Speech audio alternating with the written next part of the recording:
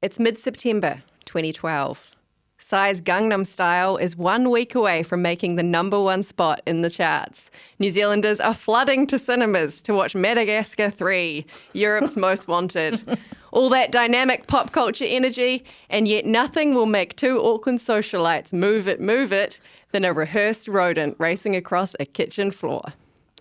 Join us as we remember when the Ridges used a stage mouse on the Ridges. Wow.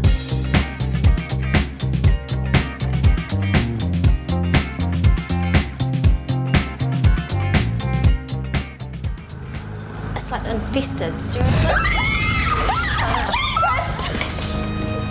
Kia ora koutou, welcome to Remember When. This is your weekly dose of pop culture nostalgia in Aotearoa, brought to you by The Real Pod. My name is Alex Casey. I'm joined today by two dazzling Auckland socialites in their own right, photographed by Norrie Montgomery multiple times. Never published. I think once. Never seen the light of day. No. Probably didn't have any film in the camera, but you've very definitely, you've been out and about. We have. So we're very well placed to talk about this incredible pop culture moment. The Ridges. I mean, it was 2012. We're coming off like The Kardashians has been on TV for about 5 years. The Real Housewives is kind of the same. We've got Laguna Beach, The Hills. There's this whole appetite for wealthy, observational reality TV. And who better than Sally and Jamie Ridge? Who are they, Alex? Well, Sally Ridge was married to Matthew Ridge, right? For a long time. Famous All Black. Also had his own incredible reality TV career, which I think is important. The Rocky Roads. They had so many Rocky Roads to everywhere. With Mark Ellis. Oh. You remember? I don't think of it as a reality TV show, though. Well, it was with Julie Christie. It was with iWorks. You know, it was within this whole universe that Matthew Ridge was working. But she was also with Adam Perori, right? Yeah. For a time. That was the thing. Like it came out kind of relatively early in the social media era, right? But these were the kind of the last of the old school kind of celebrity gossip kind of stars. You think like Nikki Watson and Asia Rock, Charlotte Dawson. Exactly right.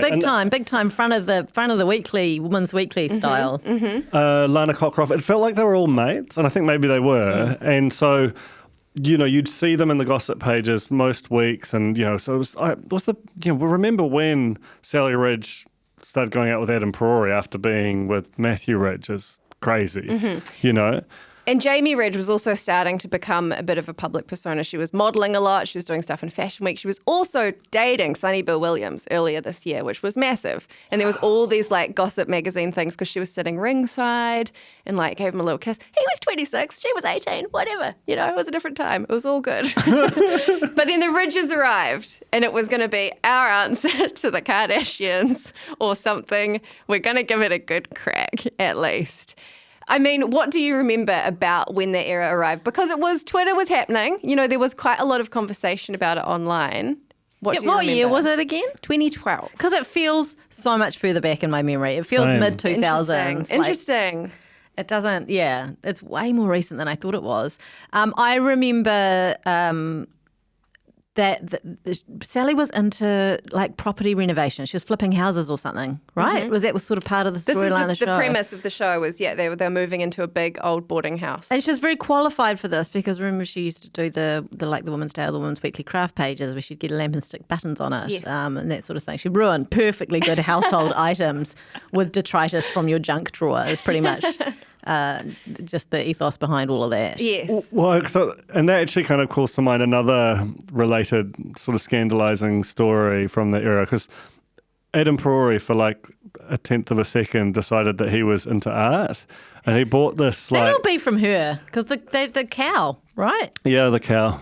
I don't know what that is. The cow. The cow's in the show. So he bought this umbrella, and which was just an umbrella, but it was like an art. It was a piece of art. It was an and art. He was like, he didn't like the fact that it was an umbrella. He thought, I'll kind of deconstruct it and get it put in a frame and then display it. And there was this furore because he destroyed a piece of art. Sorry, Adam Furore, exactly. Wow. So that's what I quite liked about them. It was that they were very nouveau and they were kind of famous Philistines and they clearly wanted to be super wealthy, but they were doing that in public. It was just quite and that's obviously in part what this show is about. And it was also Sally and Jamie were starting to do a lot together publicly. Like they walked together in Fashion Week. There was this whole sort of thing leading up to the show. I mean, it opens with them lying on a bed going through like mountains of Women's Day clippings and like Gossip magazine clippings. And you really get a sense of like, oh, Sally Ridge has just been in the public eye forever. And Jamie Ridge, there's photos of her from when she was a baby growing up. But it is just the two of them. She's got other kids and they did not feature in the show. So it's just about the like, which, probably comes from like the Paris Hilton, Kathy Hilton or the Kris Jenner, Kim Kardashian. But the premise of it is that Sally has bought this big old, and they're like, it's disgusting. And I was like, it's really fine. This like absolutely beautiful Ponsonby villa that they're like, oh. So in episode 1, it's all about them moving in. Jamie's a clean freak. She loves Purell. Huge moment for Purell, I feel like, in the kind of before their early time. 2010s. I mean, who knew Purell's moment was really going to come? Yeah, I know. And she totally freaks out on arrival, and it's all about... I actually, rewatching it, I actually kind of love both of them. Like, it's really quite a charming first episode. And, like, Sally is kind of almost actively trolling Jamie. Like, she's not going to have a good time here. We're moving in. Wait till she sees the kitchen. The kitchen obviously becomes a very central location. It's a crime scene. It's a crime scene. It is rich in analysis. They walk in, there's broken eggshells, birthday candles, walnuts. Suspicious. Yeah. We'll get back to the walnuts. Okay. And Jamie's kind of disgusted. And then there's an extreme close-up on a mouse in isolation to everything else that kind of runs out, cuts back. Jamie and Sally are screaming. They jump on the chairs. The mouse runs into the middle of the room quite calmly while they're all screaming, kind of does a few circles, runs back behind the cabinet. The whole moment sets Twitter alight. We've got people like Michelle Acourt tweeting. Michelle Acourt is saying that's a freshly bought mouse. Really? Was it a white? Was it a white mouse? The mouse is a rich brown. Okay.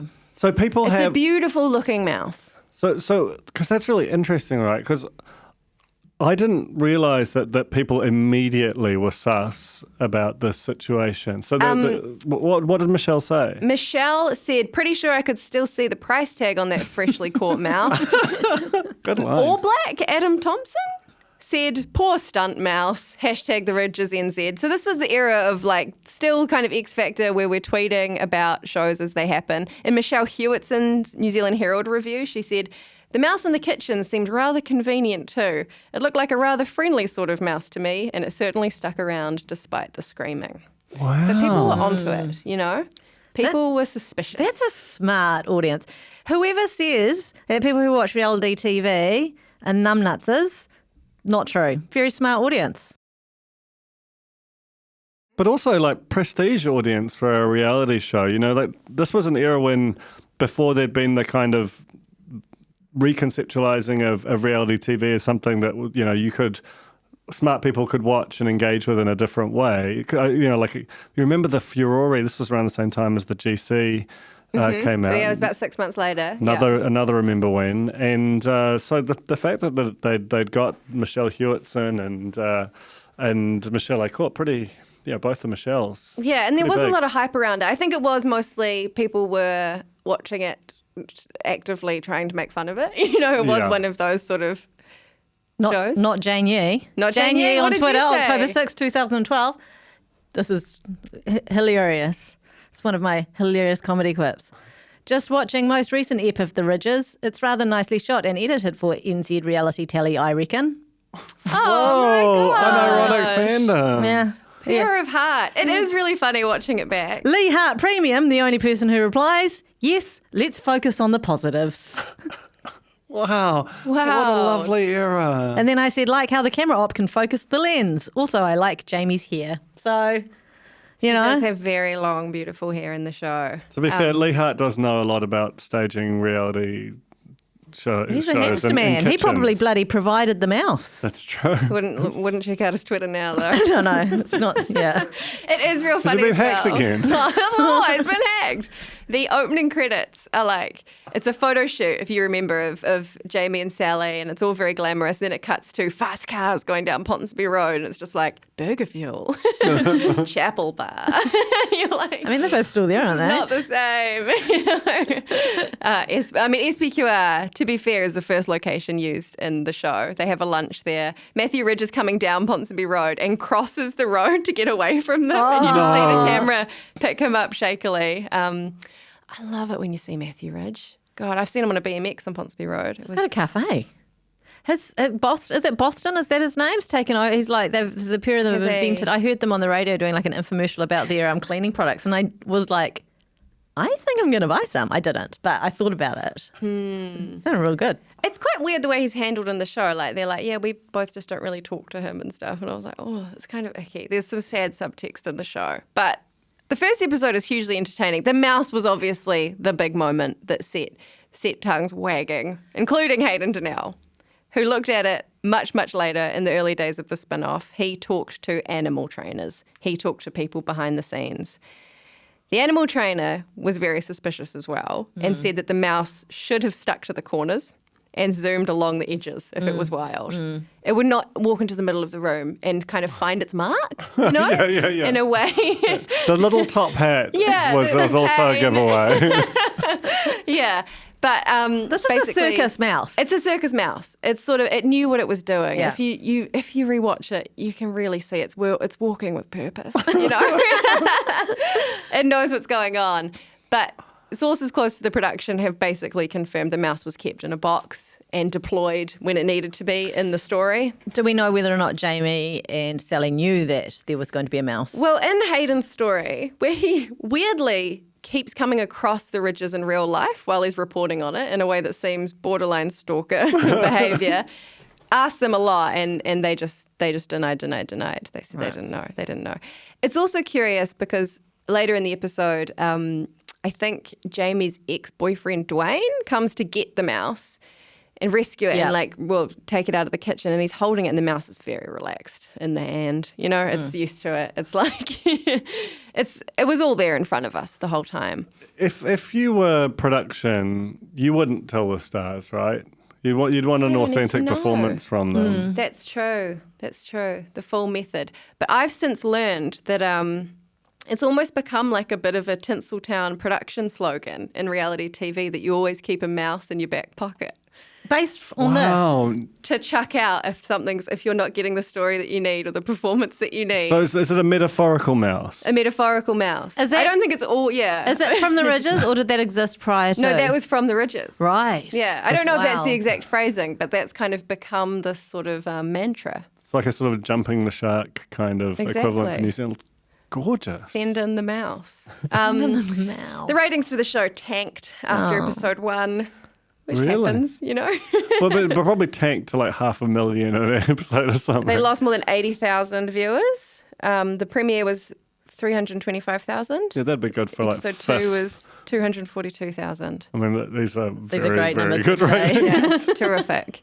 And beautifully, the first episode ends with them going to Colin Mathura Jeffrey's 40th birthday party. It's just everywhere. Speaking of, I'm still mad. We were promised. We didn't get the call for the 50th. We didn't get the call for the 50th. And then when I had him up about it, he was like, I'm doing 2 parties. And there was never a second party. You know what really stings is seeing Colin Mathura Jeffrey 51 on the Traders. It's like when the second party, the window closed as soon as you turned 51, mate. So yeah, it was 6 episodes. I mean, I don't know if you remember much else from the show. I do remember the mouse. Nothing. I don't think I watched. I think I might have been one of the 80,000.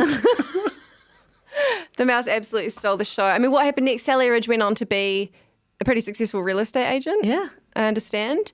She adopted 2 cats, which she then gave up for adoption, Oh, yes. which were then adopted by Matilda and Art Green. That's right. That was a scandal. That might be Christine and Brian. Christine and Brian. And Jamie, what did Jamie do? She became a blogger, I think. I don't know. Surely an influencer. She's surely an influencer. Yeah. But that was the Ridges. You know, it was our Kardashians. We gave it a bloody good crack and a mouse stole the show. Did we give it a bloody good crack? Look, there were probably financial constraints. some strengths, you know? It does. It makes me think about other things in the episode because when they arrive at the house, there's like a big pile of hair that's in the bottom of the shower. And I'm like, that? Where'd they source that? Yeah, where'd they get that from? Some soundy, just Walnut? lost a What about chunk the of hair. walnuts? There's just a lot. It raises a lot of questions. It kind of challenges everything that we know. I want to tell you something about the eggshells that you mentioned early on. Mm-hmm. If those eggshells weren't planted, if they were genuinely there from the last people who lived there, the first thing they would have said when they walked into that kitchen was like, they would have just vomited on the spot because rank egg is a noxious kind of a smell. So, And that's just the glitz and glamour, really. can we talk about the walnuts? Yeah. Well, I think they were put out by the trainer. To get it's his favourite. The mouse's team. It was in his rider. Mickey's favourite. If you really want to get him to the middle of the room, walnuts is the way to go. Exactly. Yeah. Right. It all adds up. So that was the richest mouse. I don't know. Is that something? That's definitely something. I remember it more than Blackheart. Yeah. People People might be asking You can't this make moment, what reference is to the Blackheart? least listened to episode of Remember When. Hey, but look, we've just given it another plug. Wrap us up, Alex. Well, thank you so much for being here. We're going to scuttle away. Scuttle away now and find some walnuts. This has been Remember When. Make sure you subscribe to our Substack if you want to hear our extra content where we are recapping the traders every week. Otherwise, thank you for joining us. We'll be back next week to remember more memories. I'm trying a new one. From the Spinoff Podcast Network, you've been listening to The Real Pod. Hosted by me, Jane Yee, along with Alex Casey and, most of the time, Duncan Grieve. Our producers are T.I. Butler and Samuel Robinson. Thanks for listening.